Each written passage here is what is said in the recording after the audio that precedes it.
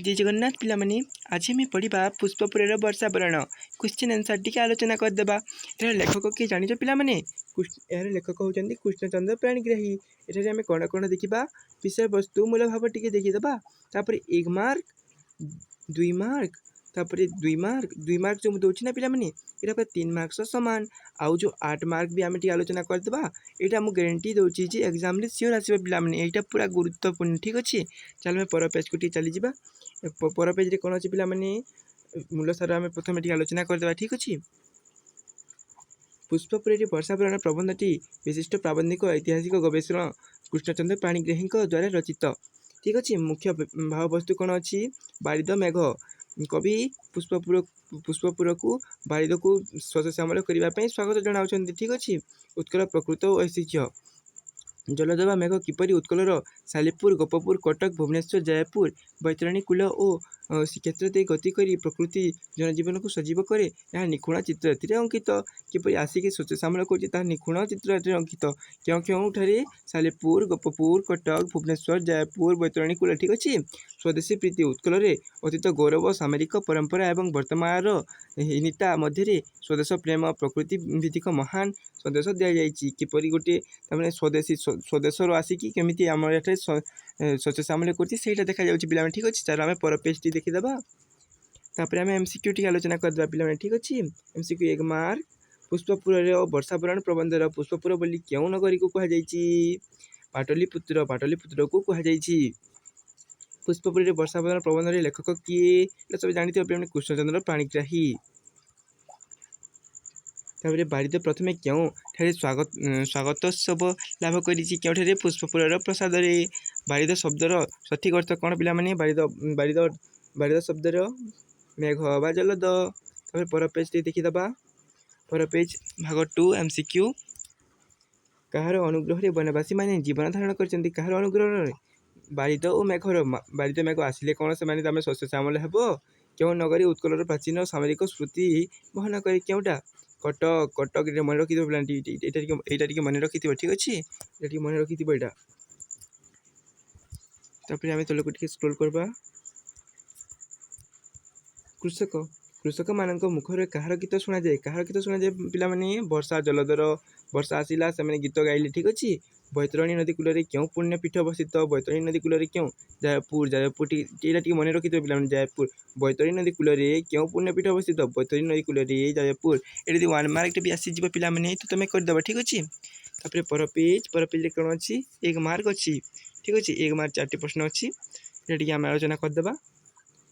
पुष्पपुर वर्षा बरण प्रबंधटी क्यों पृष्ठभूमि रचित क्यों पृष्ठभूमि महाकवि कालिदास मेघदूत काव्यर अनुकरण कर प्रकृति उत्कल सौंदर्य वर्णना पृष्ठभूमि रचित महाकवि कालिदास मेघदूत ठीक अच्छे। बारिद क्या नवजौवन दान करे क्या पुष्पपुर उत्कल सूक्ष्म प्रकृति को पुष्पपुर उत्कल और सूक्ष्म प्रकृति को बुझल ना बारिद वर्षा जल सिंचन करी पुष्पपुर उत्कल सूक्ष्म प्रकृति को नवजौवन दान करे तामें शस्य श्यामल हेले कौन तामें गछ हेब तो गछ हेले कौन समय चाष करेंगे पिलामणि से प्रश्न 3 उत्कलर क्यों नदी शीतल वायु बारिद को स्वागत करे क्यों नदी महानदी काठजोड़ी ब्राह्मणी ये भी मन रखी उत्कलर क्यों नदी यदि पड़ज तो महानदी काठजोड़ी और ब्राह्मणी ठीक अच्छे। तापर क्वेश्चन नंबर 4 गोपपुर और सालेपुर कृषक मैंने क्या चाह रही था गोपपुर और सालेपुर यदि आसीज पिलामणि क्यों क्यों क्यों क्यों स्थान कृषक मैंने चाह रही था आसीज गोपपुर और सालेपुर ठीक अच्छे। कृषि कार्य और शस्य अमल आकाशर कला मेघ तमें मेघ आसिले कौन तमें कृषक मान चाष भल हे पिलामणि से कला मेघ को चाह रही था क्योंठार गोपपुर और सालेपुर ठीक अच्छे। तापर आम 2 मार्क क्वेश्चन आलोचना करदे। ये कौन 2 मार्क एक पद भाग 2 1 मार्क ठीक अच्छे पिला 1 मार्क अच्छे। ये आम आलोचना करदे 8 मार्कटा ठीक अच्छे।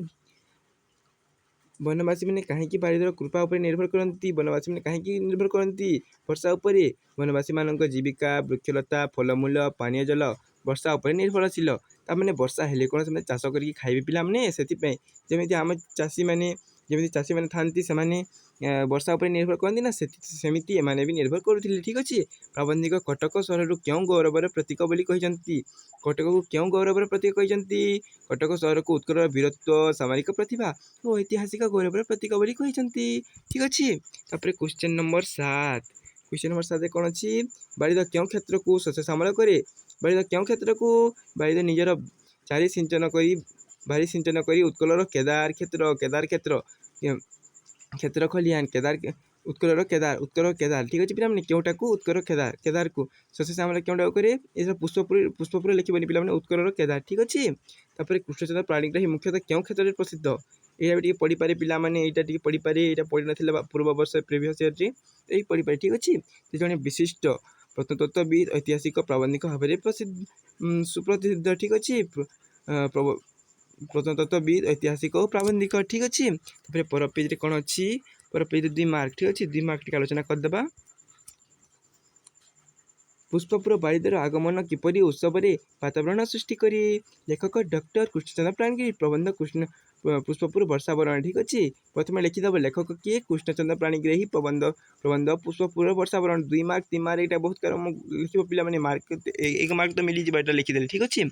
ଗ୍ରୀଷ୍ମର ଉତ୍ତାପର ଦଗ୍ଧ ହେଉଥିବା ପୁଷ୍ପପୁର ବାରିଦର ଆଗମନ ନବଜୀବନ ଯୌବନର ତରଙ୍ଗ ଖେଳାଇ ଦିଏ। ତାମାନେ ଖରାରେ ଯେଉଁ ଜାଗାଟା ତତି ଯାଉଥିଲା, ତାମାନେ କମ୍ପନ ହେଉଥିଲା, ବାରିଦର ଆଗମନରେ ସେଇଟା ନବଯୌବନ ଉଠି ଆସିଛି, ନୂଆ ଜୀବନଟେ ଖେଳି ଆସିଛି। ଠିକ୍ ଅଛି। ମେଘ ଗର୍ଜନ ଓ ବୃଷ୍ଟିପାତ ପ୍ରସାଦରେ ସୁନ୍ଦରୀମାନଙ୍କୁ ପ୍ରକୃତିରେ ଆନନ୍ଦିତ କରେ। ଠିକ୍ ଅଛି। ତାପରେ ବାରିଦ କିପରି ସାଲେପୁର ଗୋପପୁର କୃଷକମାନଙ୍କୁ ଆନନ୍ଦିତ କରେ? କିପରି? ଲେଖକ ଡକ୍ଟର କୃଷ୍ଣଚନ୍ଦ୍ର ପ୍ରାଣିଗ୍ରାହୀ। ପ୍ରବନ୍ଧ ପୁଷ୍ପପୁରରେ ବର୍ଷା ବରଣ। ଠିକ୍ ଅଛି। ଏଇଟା ଟିକେ ଲେଖିଦେବା ପିଲା। ଠିକ୍ ଅଛି। ବର୍ଷା ଆଗମନରେ ସାଲେପୁର ଗୋପପୁରର କୃଷକ ସବୁ ଜମା ଭରିଯାଏ, ତାମାନେ ଖୁସିରେ ସେମାନେ ଭରିଯାଆନ୍ତି। ବାରିଦ ଆସିଗଲେ କୃଷକମାନେ ନୂଆ ଆଶା ନେଇ ବିଲକୁ ଯାଆନ୍ତି, କ୍ଷେତକୁ ନୂଆ ଆଶା ନେଇ ଯାଆନ୍ତି। ବାରିଦର କୃପା ଓ ଶସ୍ୟପୂର୍ଣ୍ଣ କ୍ଷେତ୍ର ଦେଖି ଅତି ଆନନ୍ଦିତ ଗାନ କରନ୍ତି। ଠିକ୍ ଅଛି। ପୁରା ଗୀତ ଗାଆନ୍ତି ସେମାନେ ଦେଖିକି।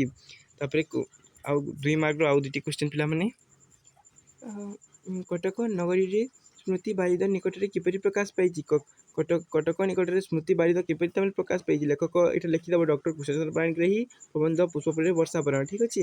କଟକ ହେଉଛି ଉତ୍କଳର ପ୍ରାଚୀନ ରାଜଧାନୀ, ବାରବାଟୀ ଦୁର୍ଗ ଓ କୋଠଗଡ଼ିର ପଥର ବନ୍ଧ, ଉତ୍କଳର ନରପତିମାନଙ୍କ ସ୍ୱାମୀର ବିକ୍ରମ ଓ କୀର୍ତ୍ତିକ ସ୍ମାରକୀ। ବାରିଦ ଏଠାରେ ଗମ୍ଭୀର ସ୍ୱରରେ ଅତୀତ ଗୌରବର ସ୍ମରଣ କରିଥାଏ। କଟକ କ'ଣ? ବାରବାଟୀ ଦୁର୍ଗ, କାଠଗଡ଼ିର ପଥର ବନ୍ଧ। ଠିକ୍ ଅଛି। ଏଇଟା ଟିକେ ସୁରକ୍ଷିତ ପିଲାମାନେ ମନେ ରଖିଥିବ, ବାରବାଟୀ ଦୁର୍ଗ ଓ କାଠଗଡ଼ିର ପ୍ରବନ୍ଧ ବନ୍ଧ। ଠିକ୍ ଅଛି। ପଥର ବନ୍ଧ, ବାରବାଟୀ ଦୁର୍ଗ ଓ କାଠଗଡ଼ିର ପଥର ବନ୍ଧ। ବନବାସୀମାନଙ୍କ ପ୍ରତି ବାରିଦର କର୍ତ୍ତବ୍ୟ କ'ଣ ବୋଲି? ବନବାସୀ ପ୍ରତି ବାରିଦର କର୍ତ୍ତବ୍ୟ କ'ଣ? ଲେଖକ କୃଷ୍ଣଚନ୍ଦ୍ର ପ୍ରାଣିଗ୍ରାହୀ। ଏଇଟା ସବୁଠି ଲେଖିବ ପିଲାମାନେ। ଠିକ୍ ଅଛି। 2 ମାର୍କ 3 ମାର୍କ ଲଙ୍ଗ କ୍ୱେଶ୍ଚନ୍ ସବୁଠି ଲେଖିବ। ଠିକ୍ ଅଛି। ବନବାସୀମାନେ ନିରହୀ, ସରଳ ଓ ପ୍ରକୃତି ଉପରେ ସମ୍ପୂର୍ଣ୍ଣ ନିର୍ଭରଶୀଳ। ପ୍ରକୃତି ଉପରେ ସେମାନେ ନିର୍ଭରଶୀଳ। ବର୍ଷା ହେଲେ କ'ଣ ଚାଷ କରିବେ ପିଲାମାନେ? ସେମାନେ କୌଣସି ପ୍ରତିଦାନ ନ ଚାହିଁ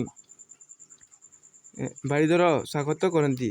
ତାମାନେ ତାଙ୍କ ମନରେ କିଛି ନ ରଖି ସେମାନେ ବାରିଦର ସ୍ୱାଗତ କରୁଛନ୍ତି। ସେମାନଙ୍କୁ ଶୁଷ୍କଲତା ରକ୍ଷା କରି ଜଳଦାନ କରିବା ପାଇଁ ବାରିଦର ମହାନ କର୍ତ୍ତବ୍ୟ।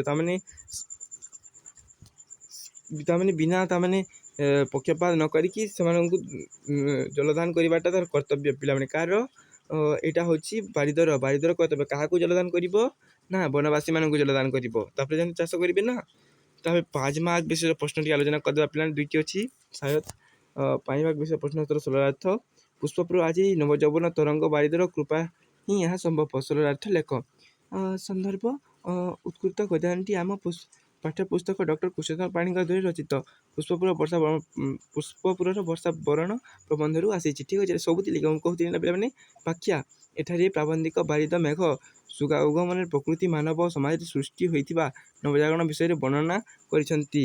ଗ୍ରୀଷ୍ମର ପ୍ରଚଣ୍ଡ ଉତ୍ତାପରେ ପୁଷ୍ପପୁର, ପାଟଳୀପୁତ୍ର, ମହାନଦୀ, ସରୋବର ଓ ଅନ୍ୟାନ୍ୟ ସବୁ ଶୁଷ୍କ ଗୃହିଣୀ ହୋଇ ପଡ଼ିଥିଲା। ତାମାନେ ମେଘ ନ ଆସିବାରୁ ସବୁ ତାମାନେ ଶୁଖି ଯାଇଥିଲା। ଠିକ୍ ଅଛି। ମାତ୍ର ଆକାଶରେ ଜଳଧର ଗୁରୁ ଗମ୍ଭୀର ଆଗମନ ସହିତ ଶୀତଳ ବୃଷ୍ଟିପାତ ହେବା ଦ୍ୱାରା ସମଗ୍ର ନଗରୀ ପୁନର୍ବାର ସଜୀବ ଓ ସୁନ୍ଦର ହୋଇ ଉଠିଛି।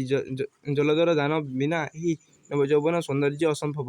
ତାମାନେ ବର୍ଷା ହେଲେ ନହେଲେ ତାର ଅସମ୍ଭବ ହେଇଯିବ, ପୁରା ସବୁ ସବୁ ସୃଷ୍ଟି ବିନାଶ ହେଇଯିବ ନା ପିଲାମାନେ। ସେଥିପାଇଁ ଏଇଟା ଲେଖା ହେଇଛି ଯେ ତାମାନେ ବର୍ଷା ହେଲେ କ'ଣ ତାମାନେ ନୂଆ ଜୀବନ ସୃଷ୍ଟି ହେବ। ଠିକ୍ ଅଛି, କୃଷକମାନେ ଚାଷ କରିବେ, ବିଲକୁ ଯିବେ।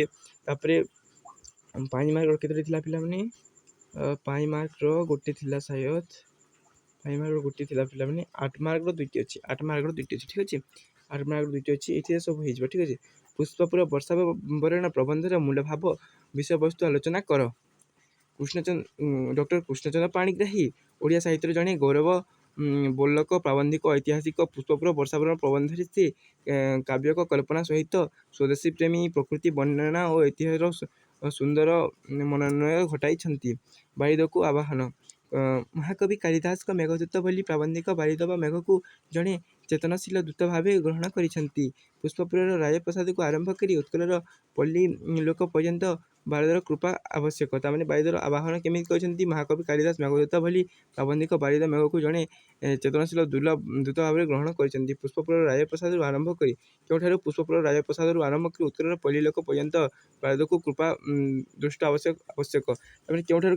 ପୁଷ୍ପପୁରରୁ ପଲ୍ଲୀ ଲୋକ ପର୍ଯ୍ୟନ୍ତ, ଉତ୍କଳର ପଲ୍ଲୀ ଲୋକ ପର୍ଯ୍ୟନ୍ତ। ଠିକ୍ ଅଛି, ତାପରେ ଉତ୍କଳର ପ୍ରକୃତି ଓ କୃଷି ଜୀବନ। ବାରିଦ ପ୍ରଥମେ ପୁଷ୍ପପୁରର ବର୍ଷିବା ପରେ ଉତ୍କଳ ଆଡ଼କୁ ଗତି କରେ। ସାଲେପୁର, ଗୋପପୁର ଭଳି ଶ୍ୟାମଳ ଗ୍ରାମାଞ୍ଚଳରେ ବାରିଦର ଆଗମନରୁ କୃଷକମାନେ ନିଧନ ଆଶା ରଖିଥାନ୍ତି। ତାମାନେ ବର୍ଷା ହେଲେ ଆମେ ଜମିରେ ଚାଷ କରିବୁ, ଏମିତି ସେମାନେ ଆଶା ରଖିଥାନ୍ତି ପିଲାମାନେ। ଠିକ୍ ଅଛି, ତାପରେ 3ରେ ଅଛି ଐତିହାସିକ ସୃଷ୍ଟି କାରଣ। କଟକ ନଗରୀର ବାରବାଟୀ ଦୁର୍ଗ, କାଠଯୋଡ଼ି ବନ୍ଧ, ଜୟପୁରର ବୈତରଣୀ କୂଳ,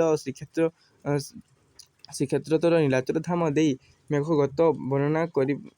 ଗତି ବର୍ଣ୍ଣନା କରିବା ବେଳେ ପ୍ରାବନ୍ଧିକ ଉତ୍କଳର ଅତୀତ ଗୌରବ ଓ ସାମାଜିକ ଖ୍ୟାତିକୁ ମନେ ପକାଇଛନ୍ତି। ତାମାନେ ମେଘ କେଉଁଠାରୁ ଯାଉଛି? ଜୟପୁର, ବୈତରଣୀ କୂଳ, ଶ୍ରୀକ୍ଷେତ୍ର, ନୀଳାଚଳ ଧାମ ଦେଇ ତାମାନେ ମନ୍ଦିର ଆଡ଼ୁ, ପୁରୀ ଆଡ଼ୁ ଆସି ମେଘର ଗତି ବର୍ଣ୍ଣନା କଲାବେଳେ ପ୍ରାବନ୍ଧିକ ଆମ ଓଡ଼ିଶାର ଗୌରବ ବି ବର୍ଣ୍ଣନା କରିଛନ୍ତି, ଭାବିଛନ୍ତି। ନିଷ୍କର୍ଷ, ଏହିପରି ଭାବେ ପ୍ରବନ୍ଧଟି କେବଳ ବର୍ଣ୍ଣନା ନୁହେଁ, ଏଇଟା ଗୋଟେ ବର୍ଣ୍ଣନା ନୁହେଁ ପିଲାମାନେ, ଜାତୀୟ ବୋଧକ, ସ୍ୱଦେଶାନୁରାଗ, ପ୍ରକୃତି ପ୍ରେମୀର ଏକ ଅପୂର୍ବ ତାମାନେ ପ୍ରକୃତି ପ୍ରେମୀ ଗୋଟେ ମଣିଷ କେତେ ପ୍ରକୃତି ପ୍ରେମୀ ସେଇଟା ଏଥିରେ ବି ଦେଖାଯାଇଛି ପିଲାମାନେ। ଠିକ୍ ଅଛି, ଲାଷ୍ଟଟା ପିଲାମାନେ, ଲାଷ୍ଟଟା ଠିକ୍ ଅଛି, ଲାଷ୍ଟଟା ଏଇଟା 8 ମାର୍କ ବିଶିଷ୍ଟ ପ୍ରବନ୍ଧର ବର୍ଣ୍ଣିତ ଉତ୍କଳର ନଦୀ ଓ ନଗରୀ ଜଳଜୀବନର ସୁନ୍ଦର ସୂଚନା ଦିଏ। ପୁଷ୍ପପୁର ବର୍ଷାବରଣ ପ୍ରବନ୍ଧର ଲେଖକ ଡକ୍ଟର କୃଷ୍ଣଚନ୍ଦ୍ର ପାଣିଗ୍ରାହୀ ଉତ୍କଳ ଭୂମିର ଭୂଗୋଳ, ସଂସ୍କୃତି, ସୌନ୍ଦର୍ଯ୍ୟକୁ ନିପୁଣ ଭାବେ ଆଲୋକ୍ୟ କରିଛନ୍ତି। ମହାନଦୀର ଭୂମିକା। ମହାନଦୀ, କାଠଯୋଡ଼ି, ବ୍ରାହ୍ମଣୀ, ବୈତରଣୀ ଭଳି ପୁଣ୍ୟ ତୋଜି ନଦୀଗୁଡ଼ିକୁ ଉତ୍କଳର ଜୀବନରେଖା। ବାରିଦୀ ନଦୀଗୁଡ଼ିକ ଜଳପୂର୍ଣ୍ଣ କରି ଉତ୍କଳର କେଦାର ସମୂହକୁ ସବୁକୃତ କରେ। ତାମାନେ କେଉଁଠାକୁ ପିଲାମାନେ? ମହାନଦୀ, କାଠଯୋଡ଼ି, ବ୍ରାହ୍ମଣୀ, ବୈତରଣୀ ଭଳି ପୁଣ୍ୟ ନଦୀଗୁଡ଼ିକୁ ଉତ୍କଳର ଜୀବନରେଖା। ତାମାନେ ଉତ୍କଳର ଗୋଟେ ଜୀବନରେଖା ସେହାକୁ କୁହାଯାଇଛି। ଠିକ୍ ଅଛି, ବନବାସୀ ପଲ୍ଲୀମାନଙ୍କ ଆବେଗ, ନିରୀହ ବନବାସୀ ପ୍ରକୃତି କୃତ ଉପରେ ନିର୍ଭର କରନ୍ତି। ତାମାନେ ନିରୀହ ବନବାସୀ ପ୍ରକୃତି ଉପରେ ନିର୍ଭର କରନ୍ତି ଚାଷ ଜମି ପାଇଁ। ବାରିଦର ବାରିପାଦ ସେମାନଙ୍କ ଜୀବନରେ ଏକ ହସ ଫୁଟାଏ। ପରିବାର କୃଷକ ବର୍ଷା ଗୀତ ଗାଇ କ୍ଷେତ୍ରରେ କାର୍ଯ୍ୟ କରେ। ଠିକ୍ ଅଛି, ଐତିହାସିକ ପୀଠ। କଟକର ପ୍ରାଚୀନ ଦୁର୍ଗାବଳୀ, ଭୁବନେଶ୍ୱର ମନ୍ଦିରମାଲା ଓ ନୀଳାଚଳ ପ୍ରଭୁ ଜଗନ୍ନାଥ ଧାମ, ଏହିସବୁ ସ୍ଥାନ ଦେଇ ବାରିଦ ପ୍ରବାହ ଉତ୍କଳରେ ଆଧ୍ୟାତ୍ମିକ, ସାଂସ୍କୃତିକ ଓ ଗୌରବର ଉଲ୍ଲୀବିତ କରେ। ଠିକ୍ ଅଛି, ଗୌରବର ଉଲ୍ଲୀବିତ କରେ। ତ ରହିଲି ପିଲାମାନେ, ଆଜିର ଆମେ ପୁଷ୍ପପୁର ବର୍ଷାବରଣ ଆଲୋଚନା କଲା। ଯଦି ଆପଣଙ୍କୁ ଏମିତି ଯଦି ଭିଡ଼ିଓ ଦରକାର ତ ପିଲାମାନେ କମେଣ୍ଟ କରିବେ। ଠିକ୍ ଅଛି, ମୁଁ ଏମିତି ଭିଡ଼ିଓ ନିଶ୍ଚୟ ଆଣିବି। ଆଉ ଏମିତି ଯଦି ନୋଟ୍ ଦରକାର ତ ମୋତେ କଲ୍ କରିବେ ପିଲାମାନେ। ଧନ୍ୟବାଦ, ରହିଲି ମୁଁ, ବାଏ।